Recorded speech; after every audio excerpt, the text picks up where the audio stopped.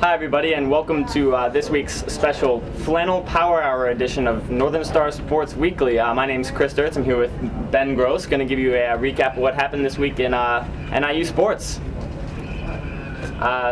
So Ben, pretty big weekend. NIU had a football game against Miami of Ohio. How'd they do? That's right, Chris. NIU was once again on the road this weekend after the loss to Toledo. But this time around the road, they produced a victory, 27-22 over the Red Hawks. Chad Spann led the Huskies' offensive attack with 2 touchdowns on 156 yards on 21 of carries. But really what helped NIU this week was special teams. While that hurt NIU against Toledo because of a blocked field goal and a blocked PAT, this week the Huskies had 2 touchdowns on punt returns. Tommy Davis had a career-long 42-yard punt return, followed up by the next punt. Freshman Perez Ashford returned a punt for 44 yards. So once again, special teams was crucial to NIU. But maybe, just maybe, you could say what was even more impressive was that NIU was able to hold Miami, Ohio's rushing attack to negative 11 yards in the entire game. This was greatly done by the defensive effort of Jake Kaufman, who had 2.5 quarterback sacks while playing at the nose guard position this time around due to many injuries on the defensive line. Took him out of his usual position, defensive end. Overall, the Huskies had 8 sacks, which is the most they've had since playing Wisconsin in 2002 in one single game. DeMarcus Grady filled in for Chandler Harnish, who was injured, going 6 for 10, hooking up mostly with Martell Moore for 3 receptions in the game. So the Red Hawks aren't exactly what you would call a powerhouse opponent for NIU. You would not say. Coming into the game, the Red Hawks were 0-7, 0-3 in conference, winless. A young team. They made a switch mid-season after Game 3 of quarterbacks. They got a great coach, but it's just going to take some time for this team to develop. Really, as I said, youthfulness there, but not a lot of experience and no knowledge really of how to win games yet. They have not figured that out. One way to win games is to get positive rushing yardage. That is one way. So, this is a win that NIU had to get. Their next 4 opponents, including Miami, Ohio, are subpar teams, and if they want to put themselves into position to win the MAC West Championship, they have to win these games. So, Chris, though, I also heard there was some good news about the men's football team this weekend. Yes, the men's football team, or soccer, if you're from America. They traveled down to Florida Atlantic this weekend, where they got a 3-1 victory over Florida Atlantic University. Weather was nice, low 90s, better than playing here in DeKalb. Hey, it was a somewhat nice weekend, at least for us, you gotta admit. It was, but it's not. It's a lot nicer down there, where they got a 3-1 victory.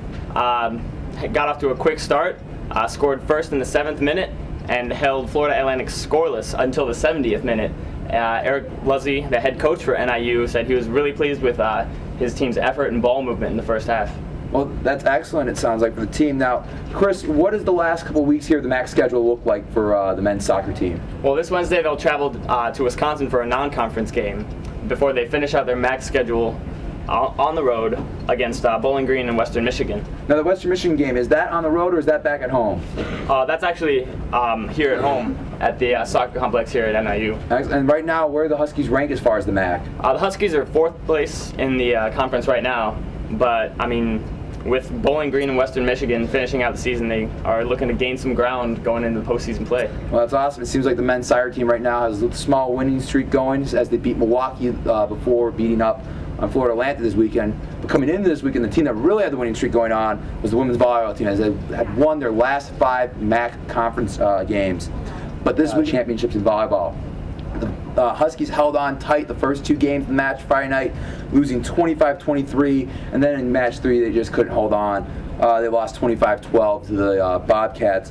But NIU had a chance at redemption. On Saturday night, they went up against Kent State, a team very similar to them, was actually able to sweep them in 3 games, scores of 25-22, 25-12, and 30-28. The third game was really exciting as the teams both were tied there, playing in the extra points, and NIU won on an attack error.